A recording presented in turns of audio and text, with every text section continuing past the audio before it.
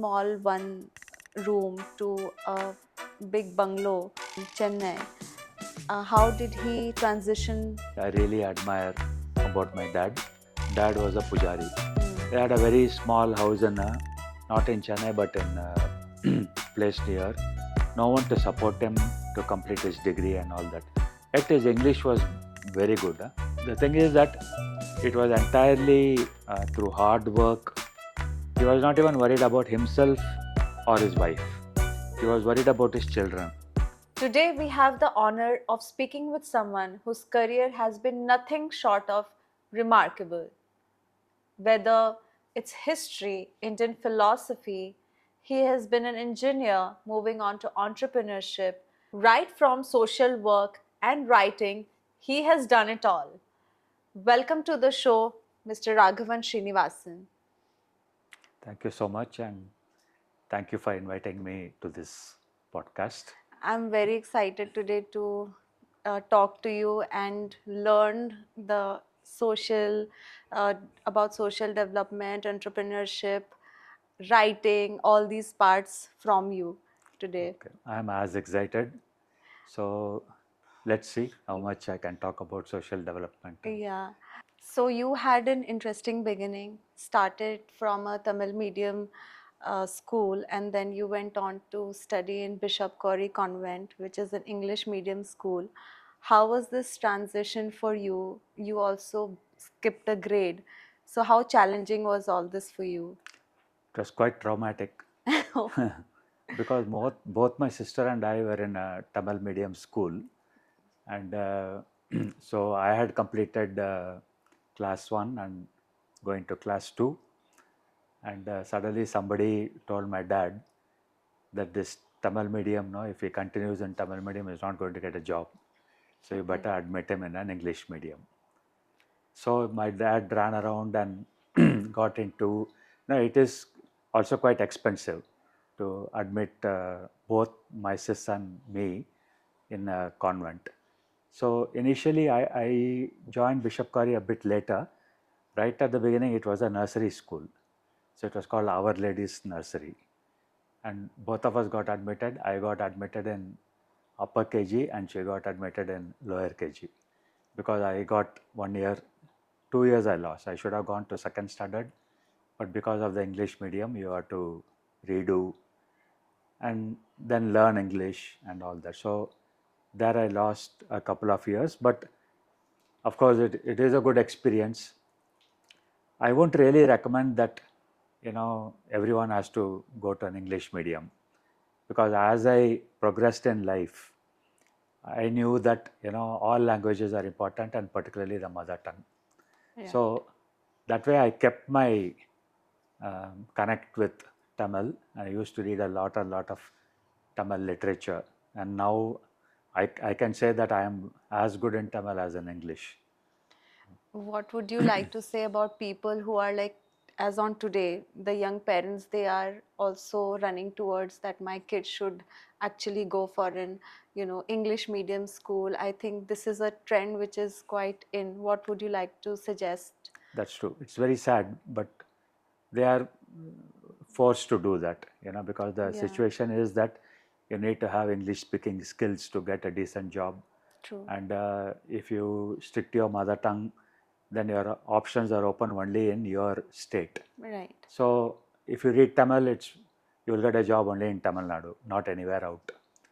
So there is, that struggle. Yeah. And unless there is an equal opportunities and equal respect given to languages, situation is not going to change. So what to do? All parents are forced to do that. So coming back to that, the coming back to the Bishop Corey stuff. Yeah. So I did this, and then my dad was feeling that I had lost 2 years. I should somehow make it up. So he went to the Inspectorate of Schools and then talked about all these things, and through them he got me admitted to the Bishop Corey Convent. After I finished my first standard, I got admitted into the fourth standard in the middle of the year what happened was that my nursery was the regular April to March, that kind of thing, whereas this Bishop Corrie was an Anglo-Indian, it comes under the Anglo-Indian High School Examination Board. Okay. So it was Jan to December. So when I completed my first standard, already the fourth class had started in Bishop Corrie. Then again it was a one big struggle because suddenly you're jumping, and Yeah. but then I had to make up for this last 2 years. Yeah. So somehow I carried it. It was really that period was very, very difficult, and my parents fully supported me in that. They knew that somehow I can make it, and my school headmaster, my teachers, all of them helped because they Yeah. could see that somebody wants to complete Grow. that, catch up with the last years. Right. So it was a very good experience. So talking about education, after your education in Bishop Corrie Convent, how did you go ahead for your higher education? So in Chennai, you have in at that time in Madras, you have 11 years of schooling plus 1 year of pre-university, and then you can do your degree or engineering or whatever. So I did my pre-university in a college called Laila College, quite a well-known college. And after that, I joined an engineering college called Alagappa Chettiar College of Engineering. It's shortly called AC Tech, and it's in the same area as all the other engineering campuses all around. It's a huge area where you'll just find colleges and universities, sprawling grounds, and we had the governor's bungalow, Rashtrapati Bhavan, not Rashtrapati Bhavan, the state governor's bungalow was nearby, and the whole place is just one huge sprawling area with deers crossing the road and things like this. A huge acreage. So it was a very nice experience, and I did chemical engineering. My college specialized in chemical, textile, and leather technology. I opted for chemical engineering, and again, now you have a 4 year degree program. At that time, it was a 5 year degree program, so I had to do 5 years, 71 to 76. So I completed my chemical engineering in 76. At the point earlier, I thought I was very interested in engineering, but I found that somewhere when I came to the 5th year, maybe it is not to do with my like or dislike. It is also to do with what I hear from my friends, others, and all that. So there was a lot of at that time demand for this MBA degrees, So because engineering, if you do a master's and then you have to do research, and so like the job opportunities don't increase drastically when you do a master's and when you do research. At that time, MBA was very popular, so I thought I should do MBA in a university abroad, and it was very difficult at that time because the grants from the universities all went to engineering colleges, Right. and MBA grants were very less, very low. So I took a chance. Uh, I got admission into this university, and one of my classmates' brother-in-law was teaching in this university. He had settled there. So he gave me a lot of encouragement. He said that come over, don't worry about, the fees for the rest of the term. You come over and you can make it. You can get some kind of assistantship. But if you don't come here, getting a research assistantship is difficult. You cannot sit there and apply for a research assistantship. So I took a chance, and my dad supported that idea. Anyway, when I told him I don't want to do MTech, I will do MBA, he had some kind of worries, but he finally said, okay, fine, you go ahead. And then all these visa requirements and all that went in. For the first time, I came to Delhi for my visa. All the time I was in Chennai, never moved out of Tamil Nadu anywhere. Yeah. And just for the visa, first time I had to come to Delhi, you know. And I had to stay here for a few days for a Canadian visa, because in those days, it was very difficult. Now you can do through email, and you can, courier is there and all that. In those days, there was nothing like that. So you have to give the interview, you have to do the medical test, you have to wait for the result, and then pick up your passport and go back, and then they will send the letter by registered post or something, the visa.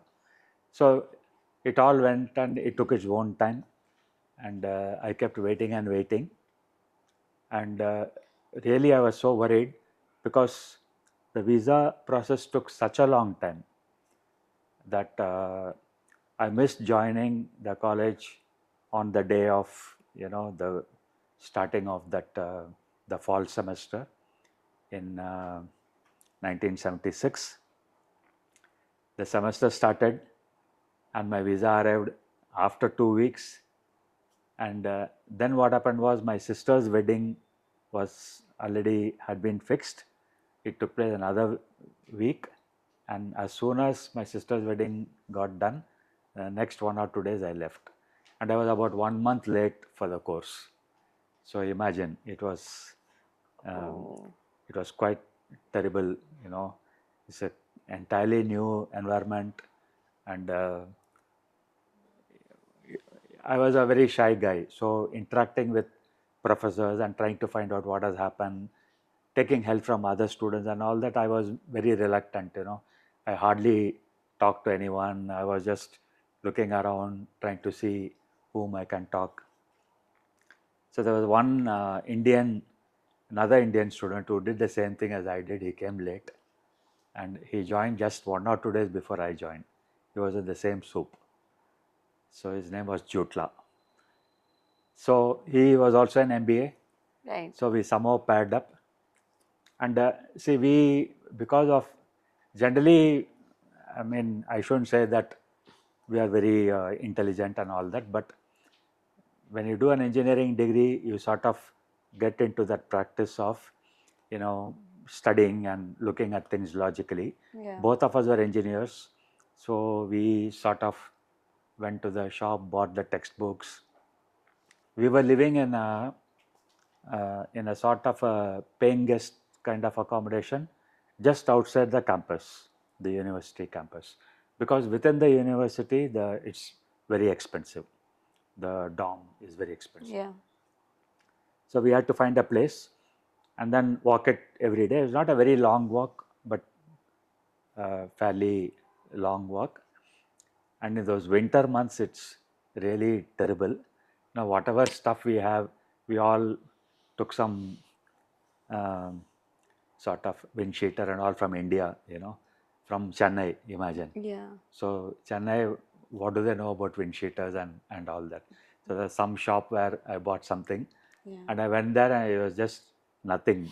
Really, it was such a cold kind of thing. You needed to wear much heavier stuff. True. And so we all used to trek from our accommodation, paying guest, to our classes. So it was so early in the morning, in winter they used to start classes at 8 a.m. Imagine, and so we had to start from home at 7. So invariably we missed those classes, because the problem is that in winter you cannot even walk on the roads. It will be all completely covered with ice, slippery, and so only if you have a vehicle you can make it. But walking on the sidewalk, on a slippery road, True. and with with your poorly dressed clothes, poor winter clothes. So it was a hell of a job going. You will keep slipping on the road many times by the time we reach. It will be all hard, rocky ice and very slippery. You cannot keep your foot, no hold anywhere. Yeah. So, but we had our moments of, enjoyment. We had they had a very nice cafeteria. The McMaster campus was huge and sprawling. It had an engineering college, it had a medical college, it had 2-3 cafeterias. So we could just keep going here and there. We made a lot of friends. And we made a lot of friends with the research students. So they were very supportive for us because they had been there for, they keep doing research for 3 years, 4 years, 5 years. So they were pakka, completely settled in the university. They knew every nook and corner, what to do, when to do, and all that. So that was a very nice experience. So, all the people you've met in Canada, are some of them still an integral part of your life as on today? I won't say that they are a part of my daily life, but I keep in touch with them. Yeah. Like Jutla, I keep writing to him once in a while. He is my classmate. There's another, he was doing research in another department, and we had no connection. I was doing business management and he was doing other research. So he is there still, not in McMaster but in a city nearby. And one or two of them who moved out of McMaster, I'm in touch with them. But I won't say that I'm sort of in daily touch with them. So it was a nice kind of thing. But I lost, and I'm still trying to find out, somebody had settled somewhere. I used to have a very good friend who um, got work as a bartender in the evenings. He will do he's a research student. He used to do research, and in the evening he will be going to the bar. Yeah. So according to the rules there, he can invite 1 or 2 guests and give them a couple of drinks free of cost every week, 1 day in a week. That's so we invariably used to be those friends whom he invited. Just go there, and poor guy, he cannot chat with us, but he will give us a drink, and then later on, when he's completed his shift, then he will sit down with us. So it was like that, and we used to cook on a community kind of scale. So a lot of things happen. I don't know whether I should go too much into. No, actually, I would like to know about it. During your time in Canada, do you have some more fun moments that you can share with us? Any stories that stand out from, if any kind of story that stand out for you from your time over there? Yeah, there were a lot of fun moments in the sense that it was a very lively campus. Okay, so we used to move around and all that, and we poor guys didn't have any girlfriends because you're working on, and whatever you're earning is just enough for your fees. Right. So no one is going to come with you. So we will just keep going around, and we used to visit friends in the US because having a Canadian visa, you can make an entry into the US anytime. No formalities. And our campus was very near Niagara Falls. Oh. It was 40 kilometers from the Niagara Falls. So Niagara Falls is good to look at from both sides. In fact, it has a better view from the American side. So every person who visits will cross over to the American side, look at the falls, and then go back. So we used to come to Niagara Falls almost once in a month. We used to come because one or two of us, other students, had a vehicle. So we'll all pile up in that. One Greek guy was there, so he will bring us to the falls. Then we will look at both sides. Then I had some cousins in New York. So I went to New York, and from there, long drive, we went to South Carolina, and then from there we came back all the way to Canada driving. So all that was fun because of driving and visiting cities on the way. Almost every university has some Indian diaspora there, Indian students. Yeah. So it was nice to meet them on the way. So we stopped in various cities, Virginia, Pittsburgh, and all that, various stops, and then came finally to that thing. So we were living in one cramped one room. We had two rooms. Okay, one room Jutla and I shared, and the other room was shared by a Ugandan student. Okay.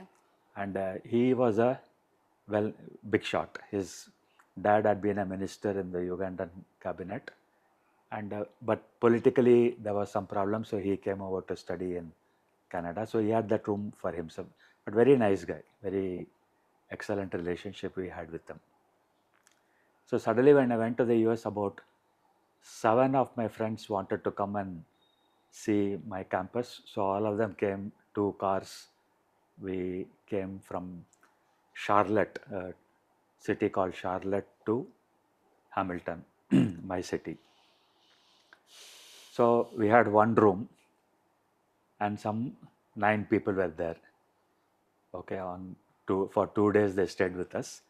So it was just like the way in India we'll manage, everybody is sleeping on the floor, Yeah. and wherever you get some thing, True. we just go find yourself a spot and sleep. Right. So it was like, it was nice that way. We Yeah. had very, we didn't have much, we didn't have money, we didn't have many things to live a good life there.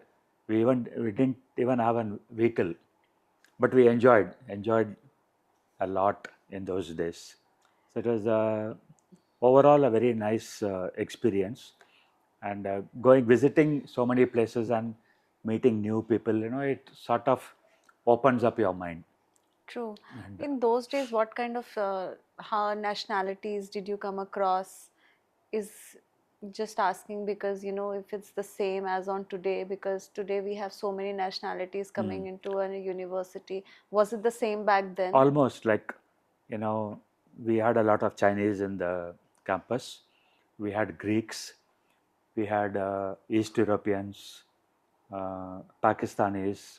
At that time there was no Bangladesh, but Yeah. Pakistanis and Indians, and lot of Indians. Even in Hamilton, there was quite a significant number of Indians. Right. So see, one thing is that when you study abroad, of course, whatever be the politics of nationalities, it doesn't work there. You are friendly with everyone. True. So for us, the Pakistani students and we were so close to each other. In Yeah. fact, what we did was we sort of become a bit more student activists in Canada when we went there, because there was one Indian association. So what they did was, generally it was made up of faculty and not so much as students.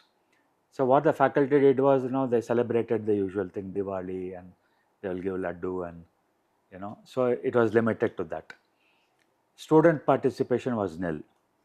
And second thing is, all these Indian students who come there, like me, Yeah. they are in the same boat.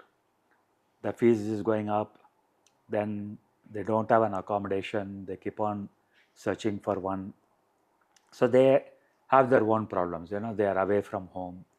There's nothing that they cannot relate to other people and all that.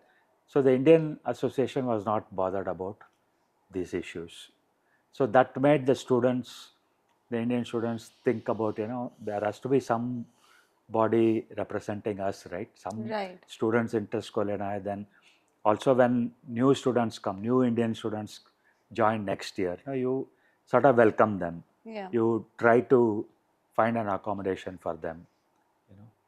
Like, students helped me a lot when like that. A disaster happened to me. Like, it was my first foreign trip, and when I took my luggage, there was a stop in Paris, and then a stop in New York, and then it went to Toronto. From there, I had to go to Hamilton. So 3 stops, and somewhere in Paris my luggage was lost, and everything I had there in that luggage, all things except for the fact that in my handbag I had my passport and a Xerox copy of my traveler's checks. Thank goodness. So not even the originals. And luckily passport was there. Then when I went to the Canadian, when I landed in Canada, so I was so worried, my New York, when I landed there, I had to go to another terminal. So I was just too worried to even look around and see what's happening. When I landed in New York and when I landed in Canada in Toronto, they said that you don't have anything here. You just walking with a bag, and even your letter from the university is in your main luggage. So we give you a provisional visa for 2 weeks. You guys formed a community, and did it finally stop the harassment? No, the harassments went on, but at least the thing was there that these guys are not alone, now, Yeah. and they have an association to protect them. Okay. So that way, the students who came there also were more confident. They could come to, if there is a problem, they could come to somebody to complain about. Yeah. So I felt that is one good achievement during my time there, that we all gathered together and did that. Yeah. And I played also one important role in that. So it all helped me to see. One is to, when you go abroad, you are exposed to a new culture, new way of teaching, new methods, new way of thinking even, So we Indians tend to accept many things or take many things lightly, even in talking to each other Yeah. or accepting a responsibility. We take it for granted, Yeah. But there it is, they are very, very, very particular that the moment you take up a responsibility, it is, you have to do it. Yeah. I'll relate one incident to you if there Yeah, is time. please. So we had good friends who, some of them were married also. So what we used to do was, these married people, they'll once in a while tell us that, you come and babysit. Oh. And for babysitting, they'll buy us one pizza and and all that. So we'll go there. They're also good friends. Right. So one day, my professor called me and said that I am arranging your completing your semester. This was in the last semester. You are completing this. We are applied for a grant to an industry, and they are coming to talk about a project. So 2-3 of us were selected from the class, and he said, you 3 people come here, and that industry representative will come. We'll have a chat with them. Okay. So that was at something like 6 p.m. or something. Then suddenly this friend called at 2 p.m. and said that, can you come and babysit? So I thought that is not a big issue. 2 p.m. you go, my appointment is at 6. But when I went there to babysit, husband and wife, husband was working and the wife had to go to a dentist. She was a good friend of mine also. She said, I'll go to the dentist and come back. The appointment is so and so, then in 2 hours I should be back. And she never turned up. She went on and on and kept calling and all that. And she said, no, the dentist took so much time. I got into the thing and I cannot leave now. And by the time she came, it was 6 or 6:30 beyond. By the time I reached, I was half an hour late. And the professor was fuming mad. He said that, Raghavan, I told you that this is a very important meeting. And I was trying to explain to him, very sorry, I told him I had to babysit, and he said, nothing doing, I told you, and, we lost a good opportunity. Anyway, I was not too eager to continue in Canada and try to find an opportunity. But for him, it mattered because he was trying to get a grant from an industry, and so he had fixed up a meeting, and when one person doesn't turn up, it Yeah. gives a bad impression. Yeah. So, so these are moments of ups and downs. Sometimes you really enjoy, sometimes there are these responsibilities. So this is a lot of learning in life, that how do you handle situations, and how do you handle a new person, a new job, or a new environment. How do you do that? Also the teaching, very methodical, because everyone has to be up on their feet, and heavy coursework. You have to complete assignments at that particular time. Then I was supposed to be a teaching and research assistant, so I had to help the juniors with their homework. So then you need to communicate with them. No, you have to sit there in a counseling. They'll give you a cubicle where students will come and ask you questions, and you have to be up on your thing. You have to know the answers, how to solve those questions. So you've been deeply involved in social activism throughout your career. What are some of the iconic moments or involvements that you still resonate with as on today? Yeah, I've been interested in social activism right from my student days. And after coming back to India, I got some job, but still my heart was in activism. So there are many issues that today we face in India, like unemployment and poverty and malnutrition. So many things are there. Yeah. So I always feel that the issue is to do with that people don't have any say in this system. They're disempowered. Yeah. They elect somebody, periodic elections take place, they elect this party or that party. But after the election, after government formation, after a prime minister or a chief minister are selected, people don't have any forum to raise issues, or even to check whether whatever promise that you gave during election, have you done it? Yeah. Why haven't you done it? There's no formal structure for that, no formal mechanism you can see. What is a formal mechanism? What they say is that people can tell their representatives, that is their elected representatives like MP and MLA, to raise questions in the parliament. Yeah. But they hardly raise questions and they hardly listen to us. So suppose if you tell your local MP that unemployment is an issue, please go and raise it in the parliament and try to do something about unemployment in my locality. Yeah. Hardly they do it, Yeah. right?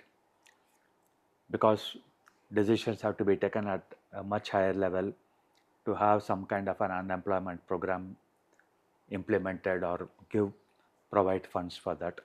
So the point is that we felt that people are not aware of their rights, of their electoral rights, their political rights. They go and vote in the elections without knowing. Periodically they go and vote, and for them that is democracy. They can decide who will form the government, but really after that they are powerless. Yeah. So we have been sort of talking about this issue in thing, and I head an organization called the Lok Raj Sangathan, which is Right. an all India organization which takes up specific issues of these rights of the democratic rights of people and the human rights of people. So whenever there is a violation, there is an attack on somebody, there is, you know, um, uh, human rights are being violated, we take up that issue, right?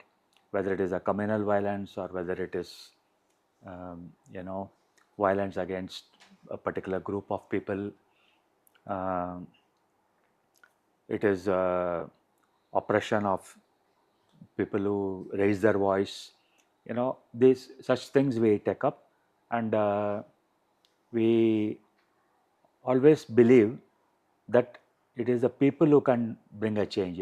If they are aware of what's happening, if they start thinking about that, I need not be passive. I need not just go to an election and just vote and keep quiet. I can raise my voice after that. I have a role to play in society. I have a role to play every day. So if people start thinking like that, that I need to be at the center of all political decisions, I need to be at the center of planning.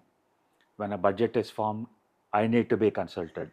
So when everyone feels like that, then they can raise their voice. They can say that, my job is not just to vote. My job is also to make sure that things are done. In my area, people don't have a house, or people die of malnutrition, or there's no hospital. These babies are dying because there is no care. So you can take up many issues, and for that, formal mechanisms have to be there. Because even though, like, literally, even though you talk about panchayats and councillors and ward councils and all that, there is no power at the local level. Very little power. Some, you can do some standard things like lay roads and uh, do something to the water supply. But really, what do you and I do if there are potholes on the road, or there's no water supply to a particular area? We cannot raise it anywhere, right? Probably we can raise it as a question, or put one message on the internet. There are various complaint cells. You can send a message, but that is very passive activity. You don't have any control. True. So these are the things that we are arguing, that people need to play a bigger role in managing their own affairs, and they need to play a bigger role in decision making. Decisions cannot be taken about their future, their jobs, their education, and all. Education you take, somebody feels that in my locality there's no good school, quality is going down. What can they do? They can do nothing. See, there are some serious issues that we have taken up in Lokra Sangathan over a period of these years. And it is an organization which was basically founded by many well-known people. Among them, there's Justice Krishna here, and there were many others who were involved and fighting for the rights of the people. There were women's organizations who participated in that.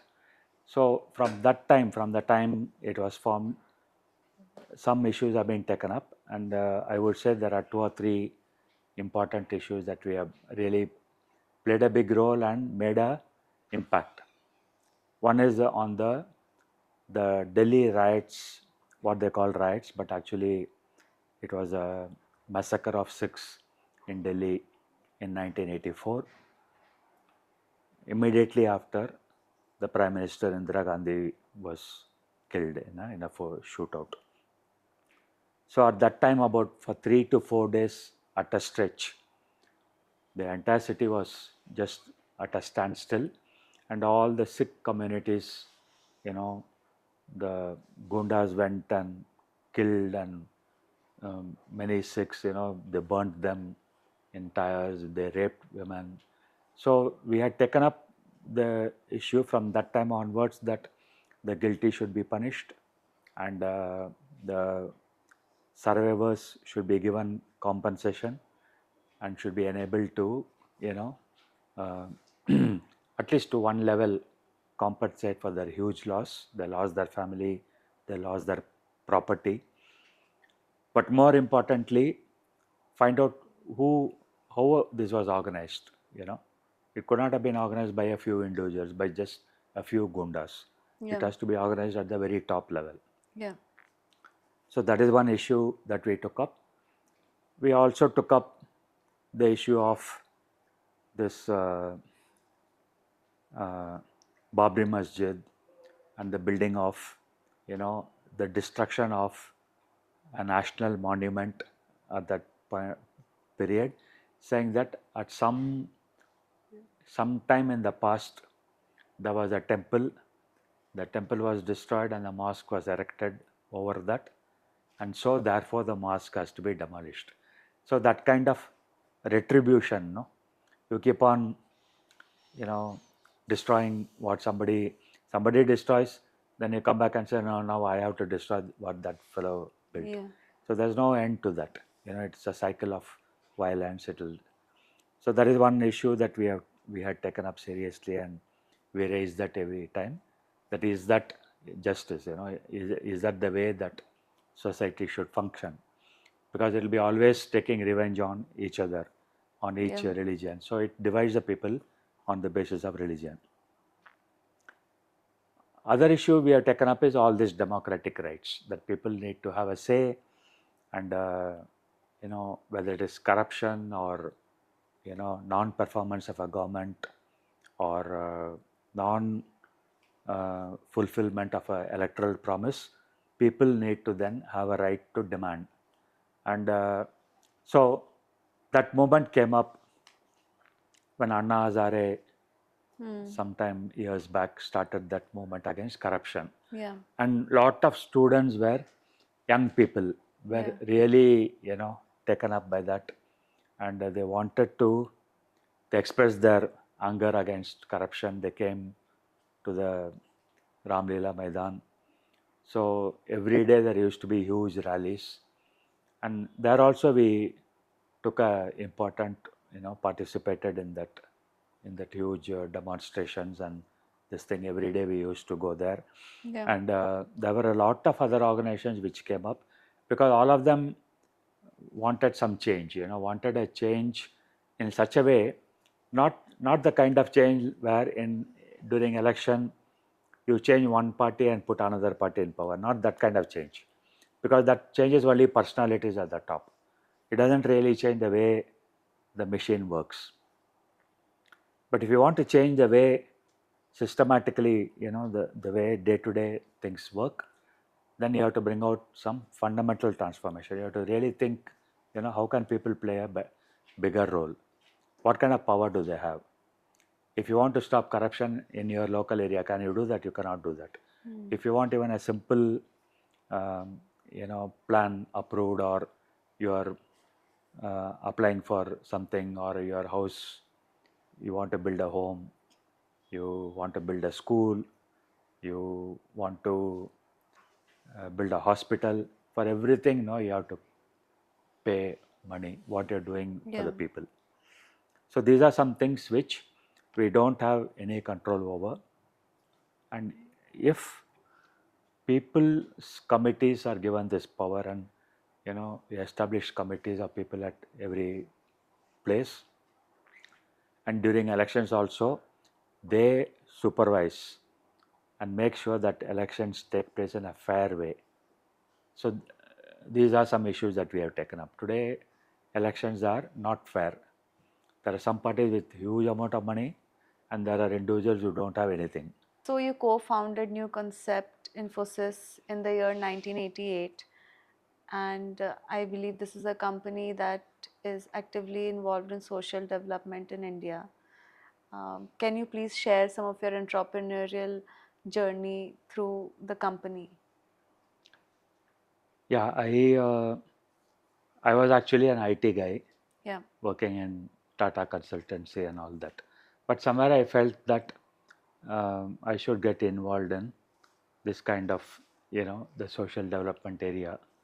And my colleagues, I had two colleagues, um, Geeta Ravishankar and Vimla Ramakrishnan. They both were from they were working for the Danish Development Agency, and they had enormous experience in the social development area. So they wanted to start a kind of a consultancy organization focused mainly on social development issues. So I joined them, and there was also another senior person called Mr. Shankaran, who was he was an IAS officer, and he retired as additional secretary in the labor department. So we all got together and we took up issues. See, this is actually a consultancy firm. So we sort of started to provide consultancy in the area of project management, making it more efficient, and producing also documents around that project and all that, what are called process documents. As an author, you've written several books. What inspired you to move towards writing?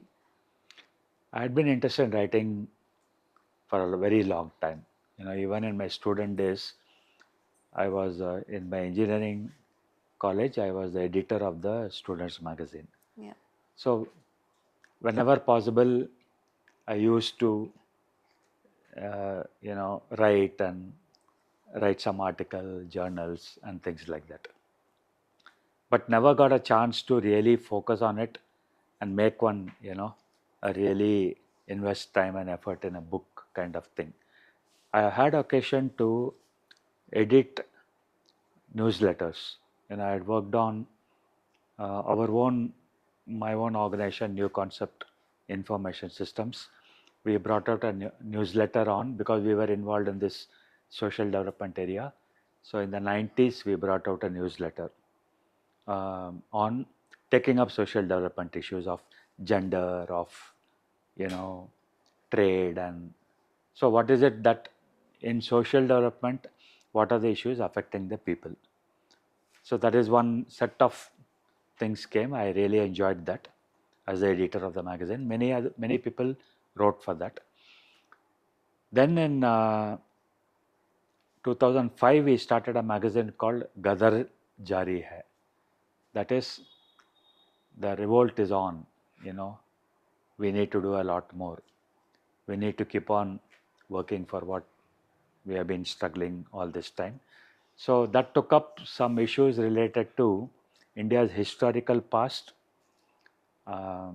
its philosophy, and also the change in systems that happened when the British came from the earlier systems.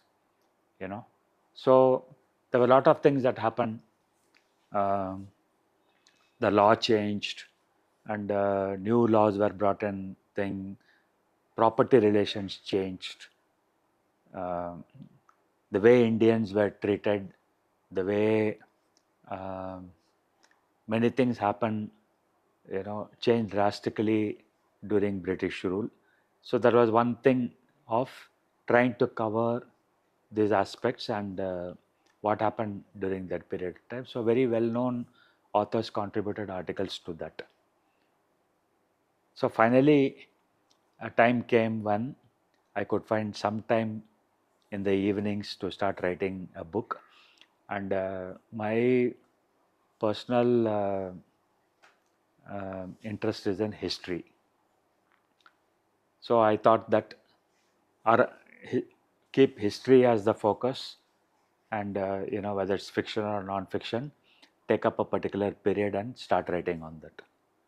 So that is the time when, and I got a chance during COVID, because at that time you are at home and for months. Yeah. So I took up my first novel at that time called Yugantar. It was a historical fiction, and it covered a period just before the Mauryan Empire. That is the time when Alexander invaded India. It took up that particular period, and I tried to describe what all happened at that point in time in various parts of India, from the south and from the north, and so tried to relate to that we are all together. We have one history.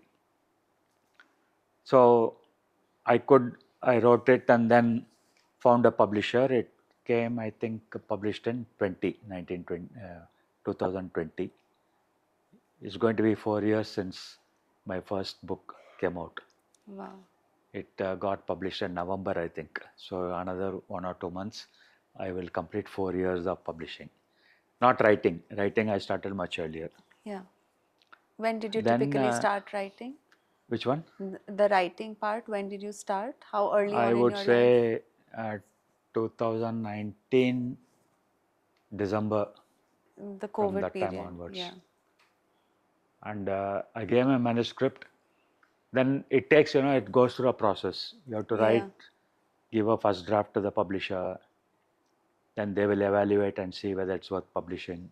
Yeah. Then once they are okay with it, they give it to an editor who will go through the whole thing and cross-check references and the logic, and it depends on the editor. They can ask you to make major changes to the manuscript. They can ask you to reorganize. They can, so they try to improve that thing. So the whole process takes about at least 6 months, if not 1 year, for the book to reach the bookshelf. Because after that is layout and design and printing and then transporting it to the bookstores. Being in COVID time, I could sell it only online. It didn't, all the bookstores were closed. There were 2, 3 phases of COVID, one after another. So bookstores were most affected by that time. So then I took up the second book was a non-fiction, Rajaraja Chola.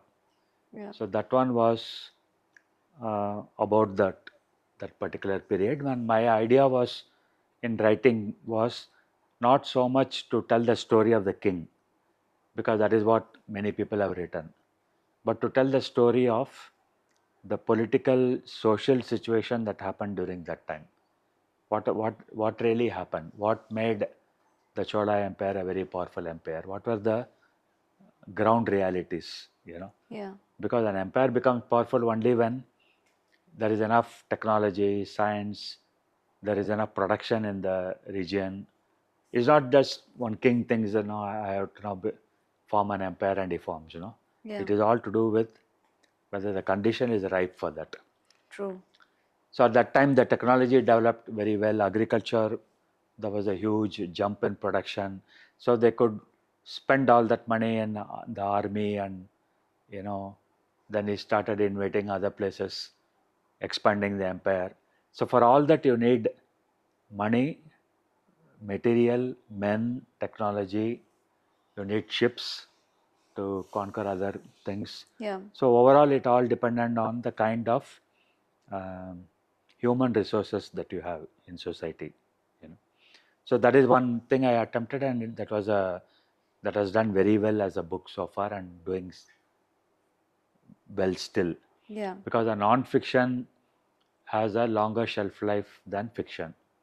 Fiction people read and forget. True. Non-fiction is like it goes on for a long time, Yeah. because it's it doesn't lose its um, its impact or its importance at any particular time. Anybody, that Chola Empire, anybody would like to read about the Chola Empire at any time. Yeah. So it is thing. And the third book is about the dogged. It is I called it Dogged Pursuit. Yeah. And that is about my dad. And giving, for a long time I had been wanting to. I mean, like all kids, Yeah. you are very sort of um, you think your dad and mom are great, Yeah. and whatever they have done really impacts you. You are made because of what they have done, what they have taught you, and what they have gone through life. It shapes all the children. So I felt that somewhere my dad was a good storyteller. So he will always, he was a good talker. Like they always used to say, I was very shy in my young days. So some of my friends used to say that we can understand why you are not even opening your mouth, because your dad does all the talking. So because he is like that, he will mix with anybody comes to home, he will be the first to talk to them. So do you think, did you get this trait from him? Did you? Much later, Okay. At the time when he was alive, I used to keep quiet. So he was very, even today, I am not that kind of the way he mixes with people. He knew so many people in his thing because he was a people's man. He was a salesperson. So he Yeah. used to go out and meet. In a day, he will meet 100 people. Now we sit in our office and meet one person. But his daily life is meeting people. So he will know everything. He will be friendly with shopkeepers. He will be friendly with this person. So he will relate a lot of his tales to us, my sister and me. So we'll keep listening. My brother was much younger, so much later, after I joined college and she got married, he would have and he did relate all the stories to my younger brother, my kid younger brother. Yeah. So all this went on. So we felt somewhere that um, it should come out, and in that my sister and brother collaborated very well. I did that draft, and uh, I used to talk to them. They used to relate to various things. They made me remember many things, and he used to tell about this incident in life, that incident in life, and all that. So it was very this thing. So one incident in life really struck me as very important in his life, and that defined his future also. And that was that he was very he had a very difficult time. He was born posthumously. His father died when my um, grandmother was pregnant. So he never saw his father. And his mother also died when he was 15 years old. Then he had to suddenly shift from the Tamil region to Telugu region because there was nobody to support him in Tamil Nadu. My father's uncle supported him. So he finished all that, and as soon as he completed his metric, that is what they used to call at that time. When you finish your school, it's called metric. There's a Yeah. matriculation exam. So when you complete metric, and he got a job. And he got a job, and his top boss used to be a British collector or sub collector or something. But they were Indian thing. He was in the revenue department. He got a job in the revenue department. And the revenue department takes care of all the cess, taxes, and all that. And under the revenue department, all the temples report to the revenue department at that point in time. There was no separate department. So temples, their cash, their whatever the devotees have given, and the stock in their warehouses, because temples used to feed people and all that. And people also used to give that kind of thing, rice and all that to the temples. And because these old temples, there were a lot of gold also in the temple for the deities. There was a treasury. So even small temples used to have some gold, Yeah. and big temples had a lot more. Yeah. So he had to go on this visit. He was called a temple inspector. So he used to go and visit all this, and he found a lot of hierarchy, and he discovered that many things are missing. And when he raised that issue, the local, at that time also there was an assembly, Okay. British, and immediately post British elections took place. But even during British time, there were local um, assembly representatives. So he got even a big political leader threatened him, saying that you don't interfere in this thing. A minister threatened him. His own department said that don't go deep into that and all that. So he sort of he was very unhappy with that whole thing, and he left and joined a private organization. He said, "No, I cannot work here. Yeah. It's going to be difficult for me because once you are after something, they won't leave you alone. They will Yeah. keep bugging you. As a danger to your life if you find some big corruption going on." So that triggered the story, because you cannot. One is to write a straightforward bio about a person, but I didn't want to go through that route, because then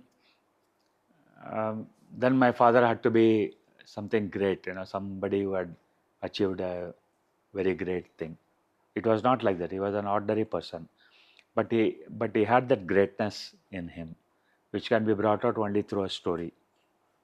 So this whole story is about this the racket of smuggling icons and sculptures from temples and selling it abroad to museums and all that, because that is a very big thing. A lot Yeah. of Indian sculptures are still in British and American museums and Australian museums, True. Paris and all that. So And it's a true story that you're going to it is a say. true, and many incidents have happened. Some have been retrieved, Yeah. but even today, those sculptures and all that very invaluable sculptures are auctioned. Yeah. Even the Kohinoor diamond is lying somewhere. True. So the Indian at that time, not only was that direct looting, there was also this kind of, once one revenue department came into being, then lot of foreigners put pressure and saying that I want this idol, that idol, they're willing to pay money. So there was a big international racket True. of, and they used to um, generate papers for that. You need to have proof of authenticity and proof that this is the original sculpture and not a duplicate. So there were procedures, but there were all this underground mafia who could overcome all those procedures, and they even sold duplicates which almost look like originals, which later on, once you check using things like carbon dating and all that, it came to light that they were only duplicates. So all this happened. So it was a good plot for the story. So I wrote that, and it is volume 1. I am yet to bring out volume 2. Probably give a gap and bring it out later. This is going to be an interesting read for sure. Yes, it is done quite well. Um, Everything depends on the author promoting, because the publisher do their job and they bring out the book and put it in the bookstore. That's all. Right. They don't promote individual authors because they have some 200 authors writing books. Each one has to then propagate, and The author you have has to to. build your profile. Yeah. So that takes time.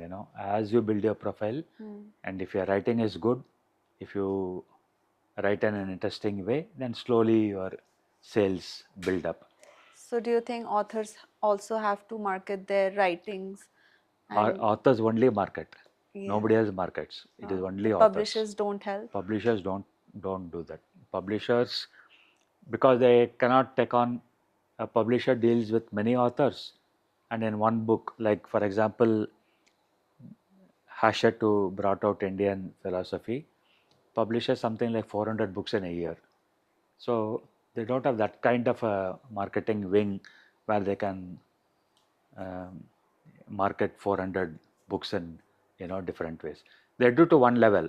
They promote in their social media, but it is up to the author to say, explain. No, this is my book. This is identify the right target audience, and try to keep telling them that this is what I have dealt with in various ways.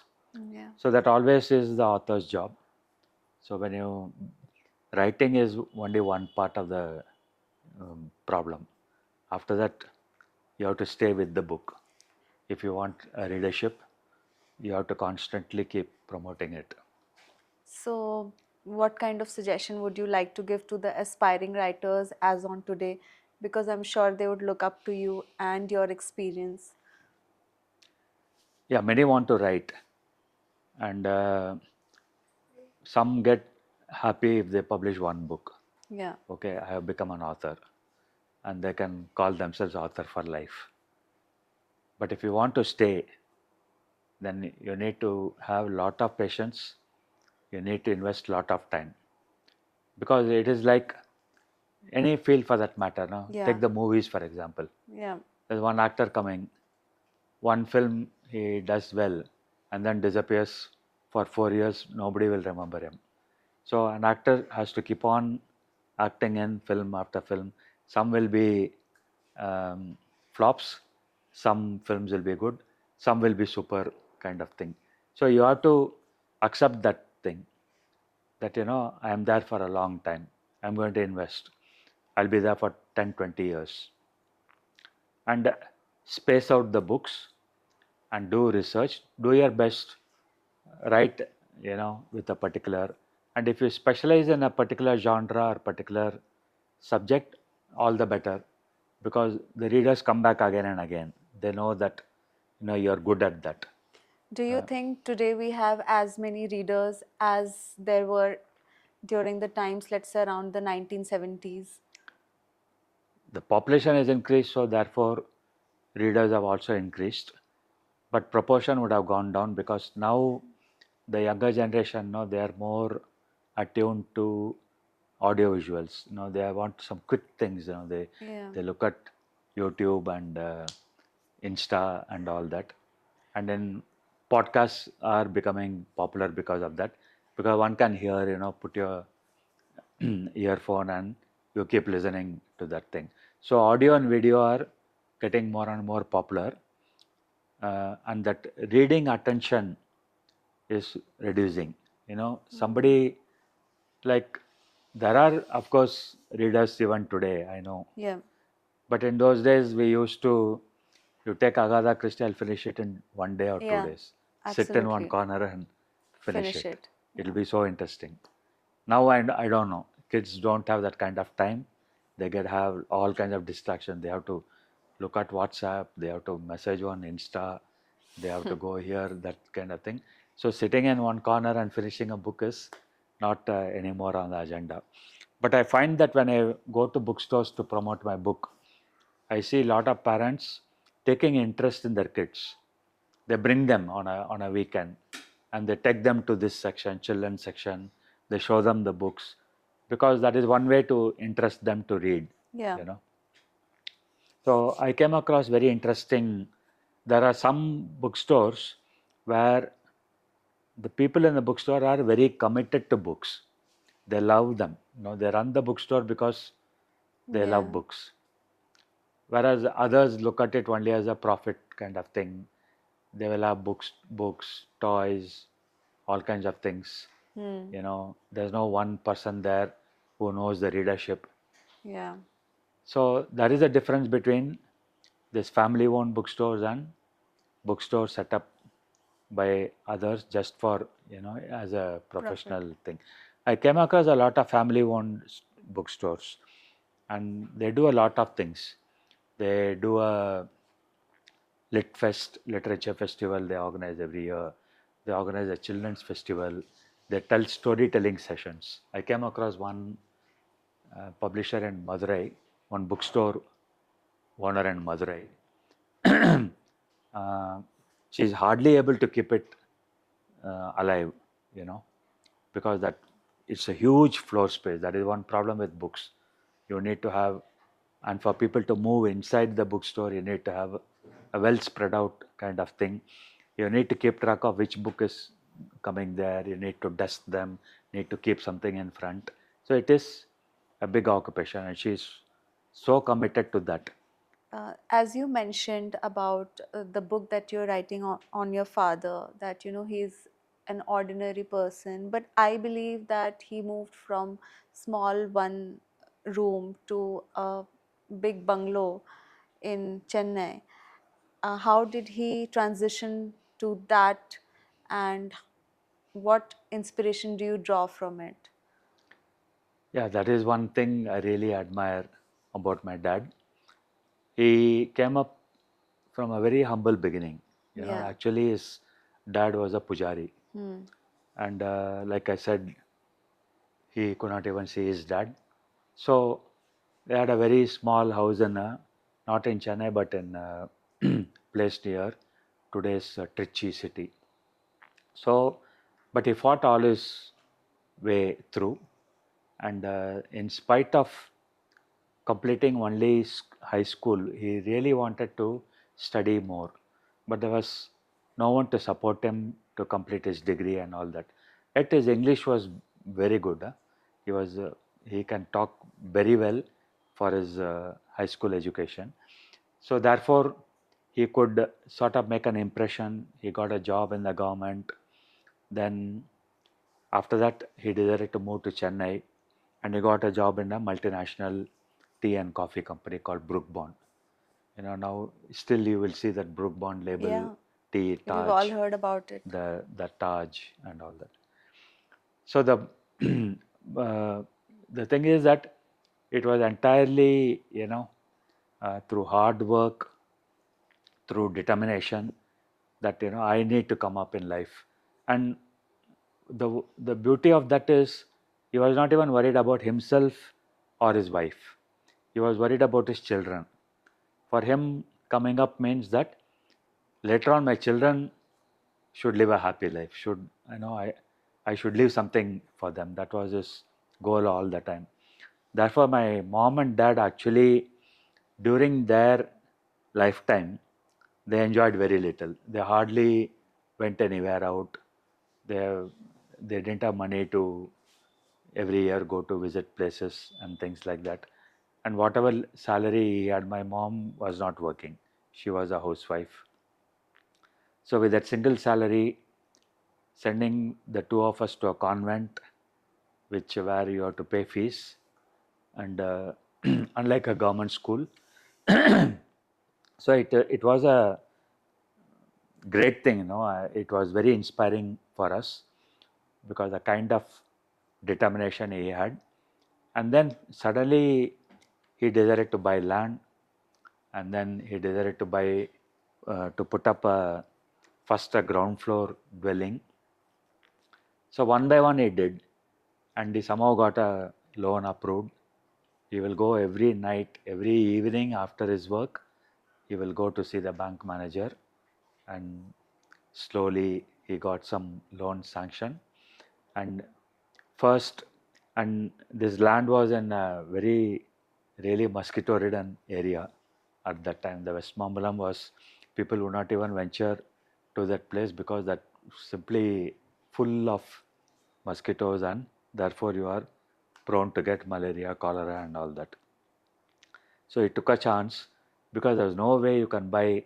We were living in the center of the city or the old city, like the way old Delhi is. We were living in a place called Georgetown, and that was a very cramped kind of thing, and you cannot afford to buy a house there. Yeah. Because it's all business houses. Everybody was there. It was at one point in time the commercial center of Chennai also, as well as the residential center. So he bought it and slowly built one room after another room. After, in the weekends he will go to check what is happening there, and that was about 10 kilometers away from our house. So weekend is the time when we'll go and supervise.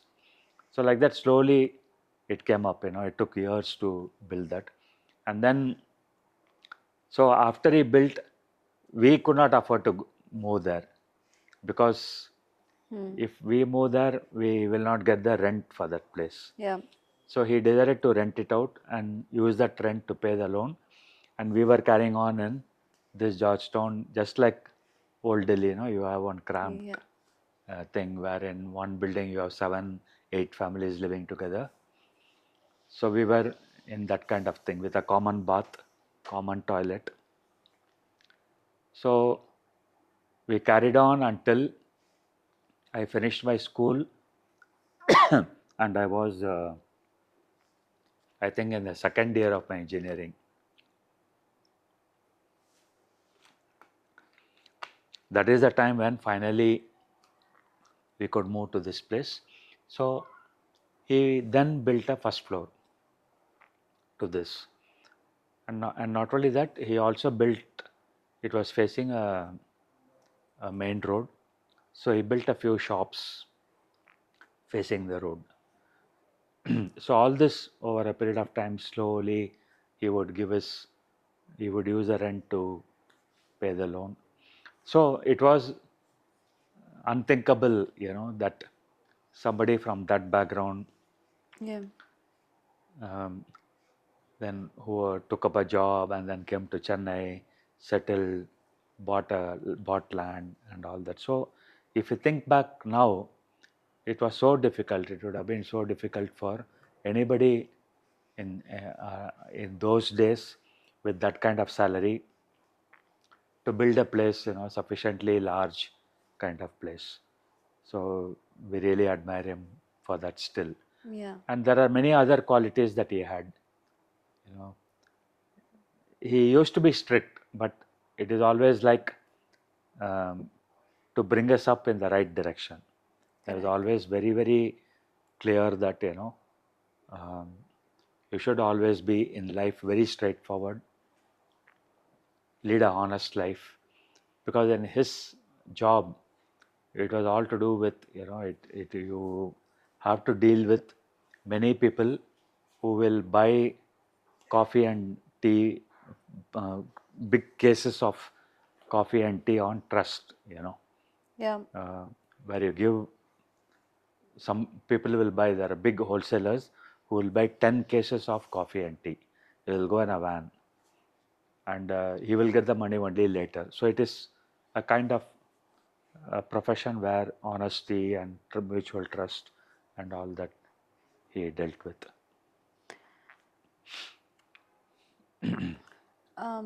So, talking about coffee, one can't miss your love for filter coffee. And how did you have this addiction of filter coffee? How did it begin? All Tamilians are addicted to coffee. Okay? Oh, Because if you go to Chennai, it will be more coffee houses than chai. oh, Unlike here, that's people great. would first prefer coffee.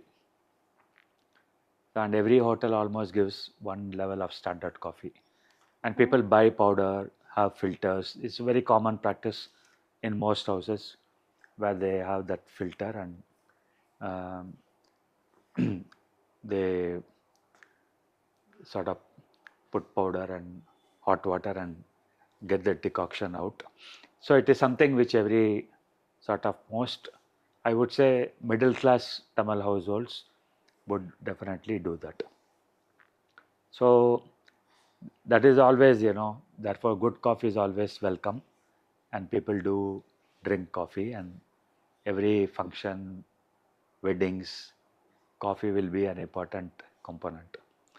So I drink I drink more times than more quantity, because okay. I always love it.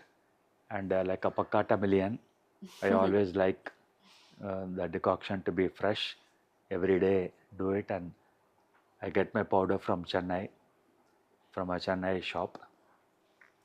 And every day morning we have that decoction made.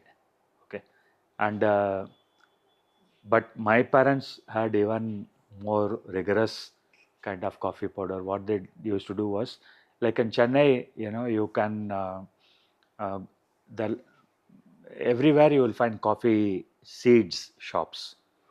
That is coffee powder shops. Okay, so they will display some 5 to 6 varieties of seeds. Coffee seeds are different, each Yeah. one. Some of them are light; they give a light brown color. Some of them give a darker color. So they are called by various names. They are called Robusta, they are called Peaberry, and all that. So typically we go there and select. I want this 250 gram, that 250. Mix all of them, and in front of you, he will fry the seeds. Okay, there's a machine for that, and that hot fried seeds, it has to be that right color. It has to get the right black color. Then you put it in a machine and grind it. Again, the powder has to be the right consistency. If all this is right, then the coffee you get is excellent. So there are many people who go stand there and make sure that all these things are done. Some houses even buy a coffee grinder, a chota one, Hmm. where you put seeds. You buy the fried seeds. Some people fry also every day, but Yeah. that's a bit cumbersome. Hmm. So you buy the seeds every day. You put it in this grinder, and hand grinder is there. Now even machine grinders are there. You can even put it in your mixie. Yeah. So you grind it, and that's even fresher because you have ground it from a fresh seed. So we keep it in a fridge so that that flavor is always there.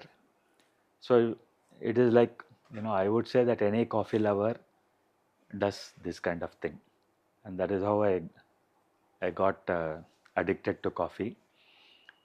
But I keep it under control. So sort of, I don't drink large cups. Very small cups, 5 times a day, 6 times a day. Small and Keeps me frequent. alive. Okay. All right. Now some fun rapid fire round. What's the most unusual combination of food you have ever tried and actually enjoyed? Okay, I don't know whether you can call it a combination. See, basically, I was a vegetarian, and then I turned into a non-vegetarian Okay. when I went for my studies abroad. Uh, but there was one incident. Overall, I have not been so comfortable with non-vegetarian food. But there was one instance when I went to China. I went to the University of Xinjiang, and I met some friends, and I went on actually some work. Okay, so they organized a dinner for us. 2, 3 of us went there, and so we went to the restaurant. We all sat around. There was one huge glass plate, a spherical thing, no? Huge. So around that, about 15 people sat, and it's a rotating plate. And there are some 10 to 12 dishes kept there. Okay. So because you are there in a group and there are 15 people, no, I didn't want to say, I want this food, or I am a vegetarian, can you bring something? So I just said, okay, let me try. Okay. So I really don't know what kind of it's all meat, and it was Oh, 12 different kinds of meat, and and we kept rotating and rotating. So I tried whatever. So I didn't find it. Uh, it's not that I could. I I found it okay. I could just manage. So okay. that was one very important experience for me. If you could only drink one type of coffee for the rest of your life, what would it be? Filter coffee or something else? Definitely it'll be filter coffee because I hate instant coffee. Whatever you Okay. do, you don't get that taste. In fact, even in filter coffee, I tried the Colombian seeds and the Indian seeds, Yeah. and I find a difference. Somehow Okay. these Colombian seeds are a bit different.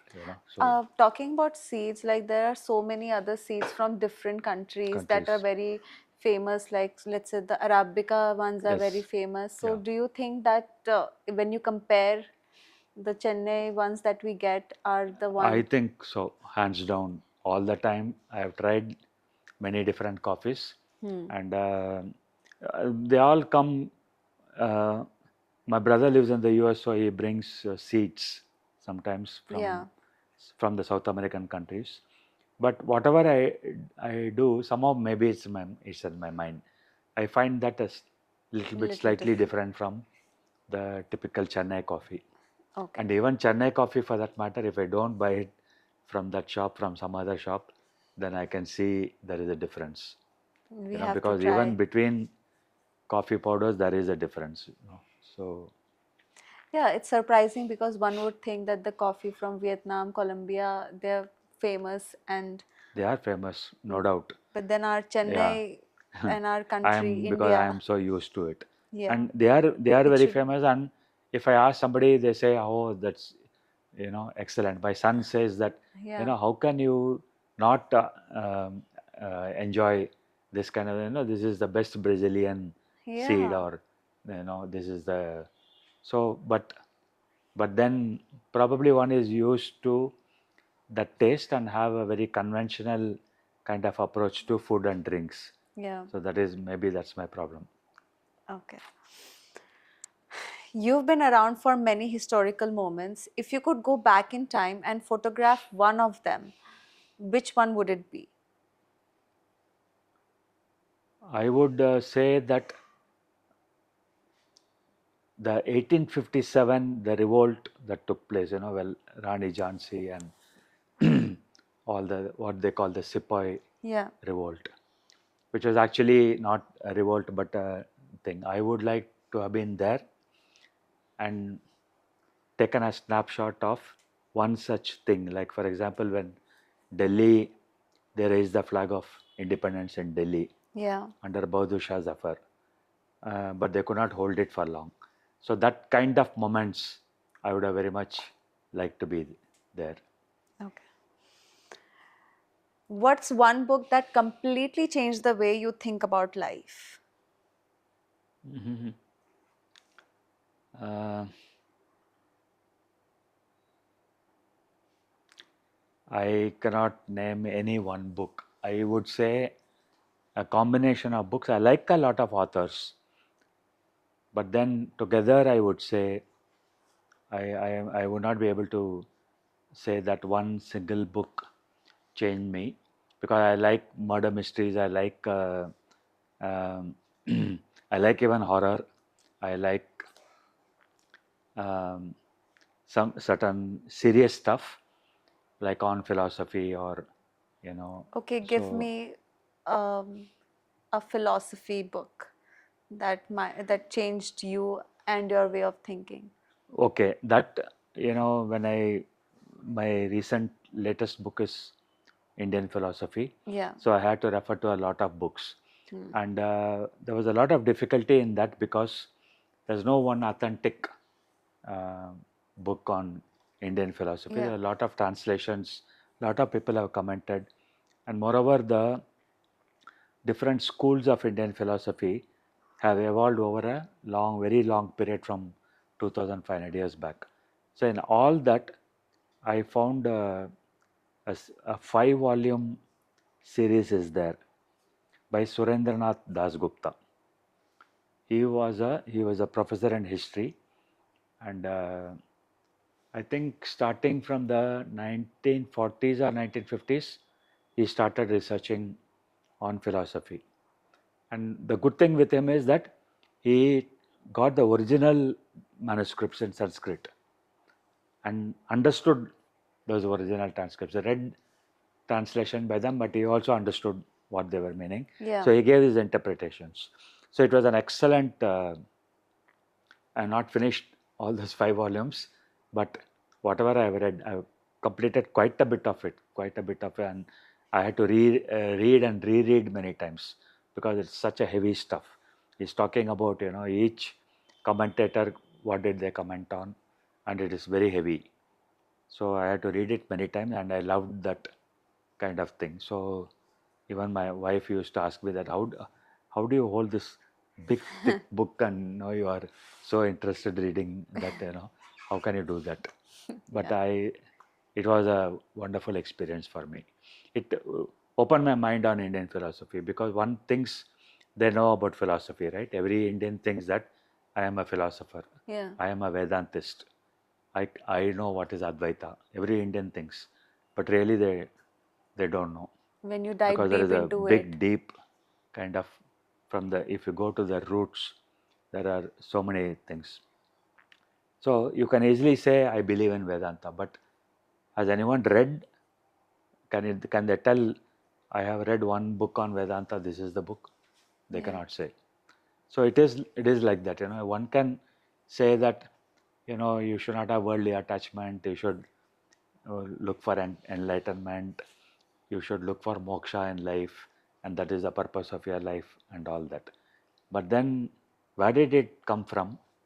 What is the real meaning? It is all, we are so detached from our philosophy in our daily life.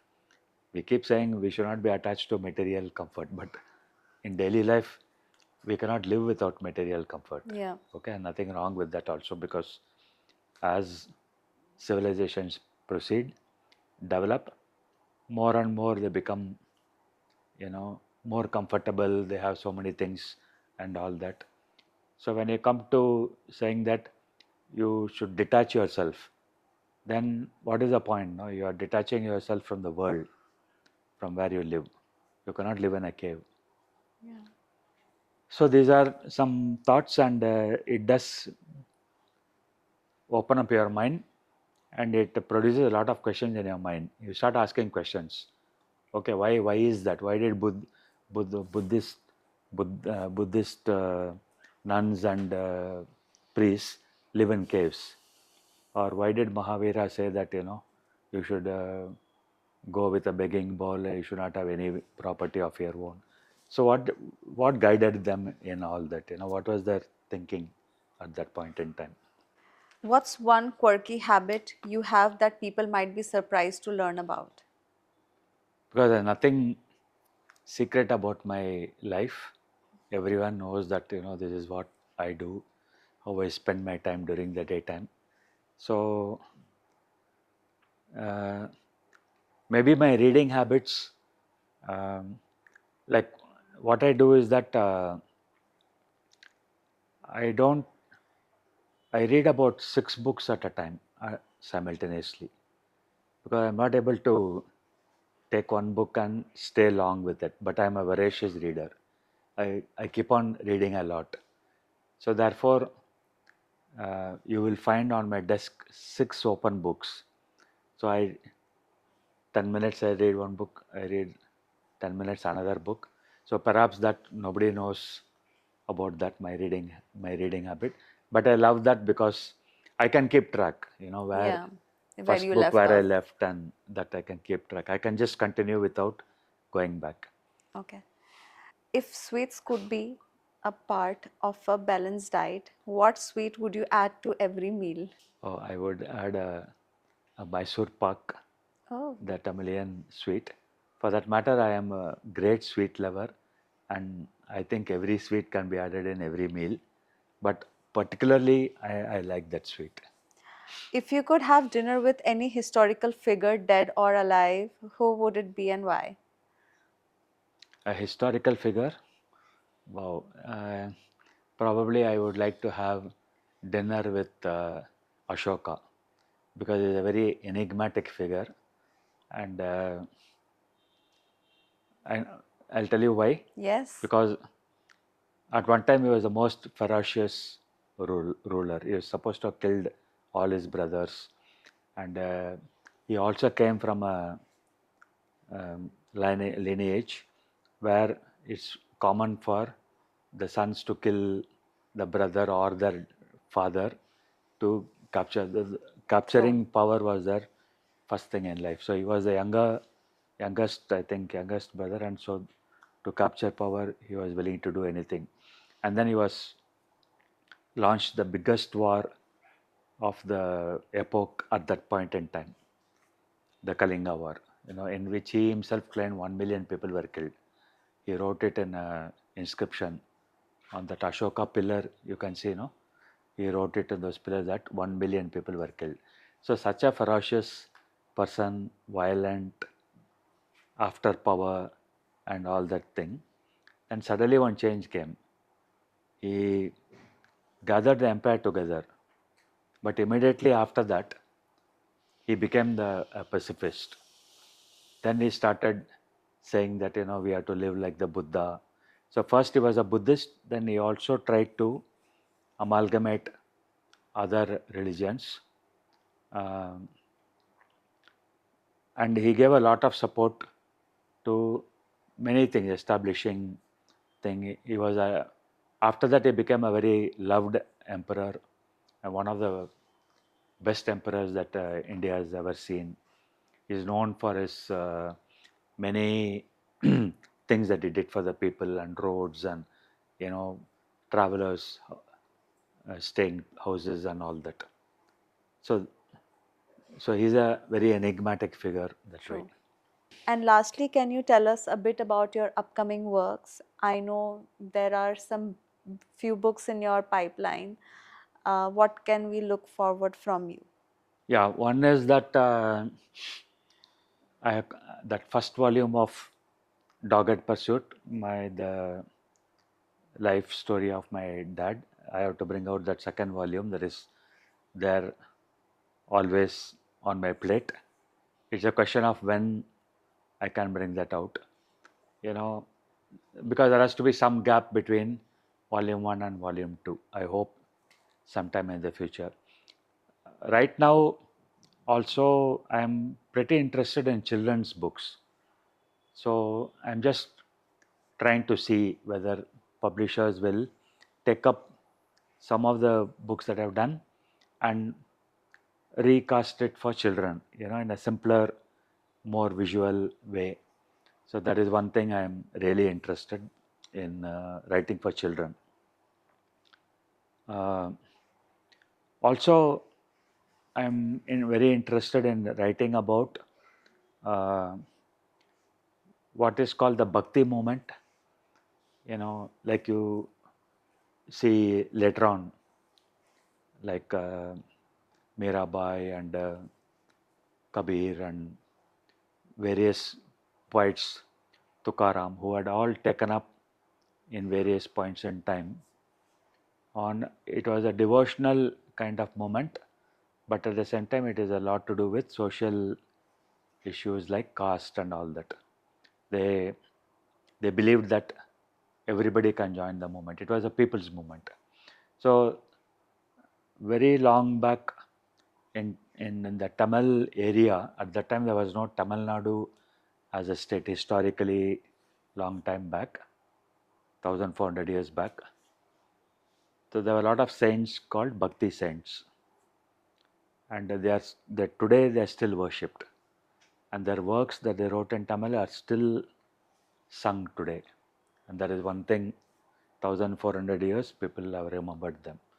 So I want to write about them, and I have done some research, and that is one important project for me. I hope I can bring that out as a book. Okay. Thank you so much for giving us your valuable time, and we had an absolutely great time to learn about so many aspects of your life, and not only your generation, but I believe the upcoming generation, everyone is going to benefit from this conversation. And thank you so much for inviting me to this thing. It was very interesting because the range of questions that you asked, it covered my entire life. So it was very interesting, and one starts to think also about when you ask a question, what is it I have done?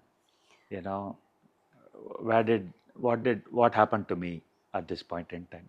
So thank you again. Thank you very much. Is to be number one podcast in India and universal. What do you will suggest? Okay, all right. The BTech thing, should he say himself, or should I ask him that how did you pursue your education, so that he says it himself? Yeah, speak there only. Thank you. No, I did go to a place where I ate something unusual. Oh, great! I'll see that then. Oh, right. So, shall I say a bit more about my school, or Yes. you have to stop me somewhere, because once I start a topic, please. I can keep talking for Well, when in China, what happens in China stays in China, I believe. That's it. Don't ask what you're eating. Yeah. Don't ask the menu, what you're doing.